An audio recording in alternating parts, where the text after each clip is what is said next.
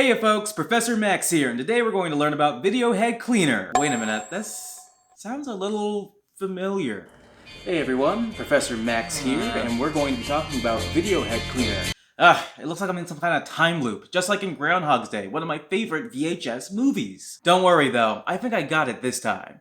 I'll just add even more info. Content warning for deaf and genital talk. Max is not an actual professor or doctor, and this is not medical advice. Do not inhale your video head cleaner. Inhalation can damage you, and I'm not promoting it. It will not be super fun to do at that next circuit party on the dance floor when you get bent over. Video head cleaner, colloquially known as poppers by VHS enthusiasts, is a topic often not touched upon, unless it's by the FDA, and then everyone freaks out before reading the article. Spoiler alert, everything the FDA said about poppers was known since my last video. Regardless, we're going to go over some risk reduction methods when it comes to using poppers. Poppers typically contain chemicals from a group called alkyl nitrates, the two most popular compounds being amyl nitrate and isobutyl nitrate, the latter of which is found in double Scorpio poppers. Poppers have a deep association with the gay community, but in truth, anyone can use them. If for whatever reason you inhale the fumes, they're a fast-acting vasodilator, which will create a sudden rush. They last anywhere from a couple of seconds to a couple of minutes. Additionally, they are a muscle relaxer that will relax all of your holes, and yes, that does include the front hole or the vagina. Spray poppers like Maximum Impact are not like other poppers. I'm Maximum Impact! I'm not like other poppers. I have a greater potential to cause serious health problems. In fact, that's exactly what medical health professionals say about it. They contain solvents such as ethyl chloride, and when inhaled, they can cause dizziness, euphoria, confusion, incoordination, hallucinosis, impairment of short-term memory, and narcosis. And the FDA doesn't even seem to mention them. Boy, do I bet they have egg on their face right now. But who are we to judge? I'm sure that all of us have had sticky white substance on our face at one point or another. Well, if you need your mint condition copy of Back to the Future polished up, you can get these bad boys at your local sex shop. However, be aware that they may not like it when you call them poppers, since poppers are technically illegal in the US and many different countries. Or if you're a shut-in like me, you can grab poppers online through sites like Solvents by Mail, the artist formerly known as Poppers by Mail, Jocks Locker, or Double Scorpio if that is your popper of choice. And now, the infamous question. What are the best poppers? There are so many variables that can change one's popper's experience. If I focus on one brand, like Double Scorpio, I like them a lot. I think they smell really great, and they don't give me the same headaches that I used to get when I'd use Rush. However, feedback about them runs the gambit. Everything from, whoa, they're so strong and they last so long, to, wow, these are the weakest poppers that I've ever had and they only get weaker in a couple of days and I could have made better poppers in my bathtub.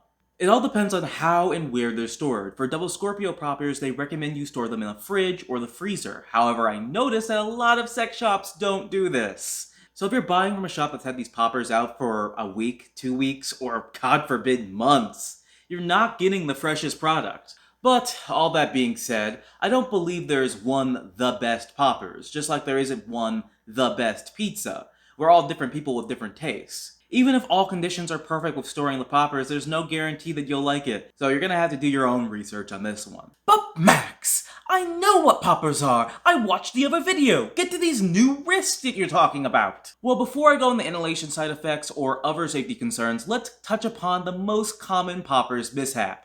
It's one that's happened to me and will probably continue to happen, and that's spilling the shit all over myself. We've all been polishing our RoboCop VHS tape, and then in the excitement of it all, you spill your poppers all over your chest. If that happens, stop everything. If you don't act quickly, you can get chemical burns. So go to your nearest sink and with a mild detergent like Dawn dish soap, wash the area. If you want to prevent further spills, what you can do is soak a cotton ball in poppers and then place it into an empty pill bottle. It will still have the same effects, just minus the spills. Also, don't drink them. I know they look like tiny little energy drinks, but that is not the way you want to destroy your esophagus on a Friday night. So what are the side effects of poppers? The most common side effects after using poppers are headache and rapid heartbeat, but other side effects include increased intraocular pressure or increased pressure around the eye, vision impairment, but that is most common with isopropyl or propyl nitrates. skin irritation, and even death.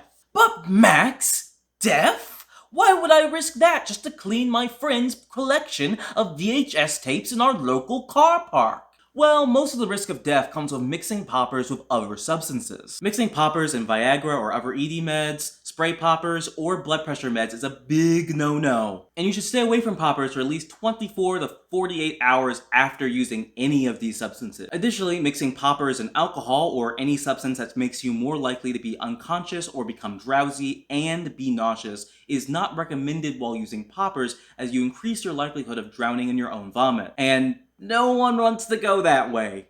On the topic of losing consciousness, I know y'all love cleaning VHS tapes in saunas, steam rooms, and dank back rooms of bars, but keep away from high levels of humidity while using poppers, as they're more likely to make you feel faint or entirely lose consciousness. However, there are instances where poppers are not mixed with anything and they can still be deadly. For example, if you or one of your partners is using for an extended period of time and your fingertips, face, or entire body starts becoming blue, cease use immediately. And you may want to go to a hospital. It means your blood oxygen levels are tanking, and some people have conditions that make them experience this much sooner than others, so it may not even take extended use. Additionally, the following populations are advised against using poppers: people with blood pressure issues, people with heart conditions, and people at increased likelihood for stroke. I sound like a drug commercial.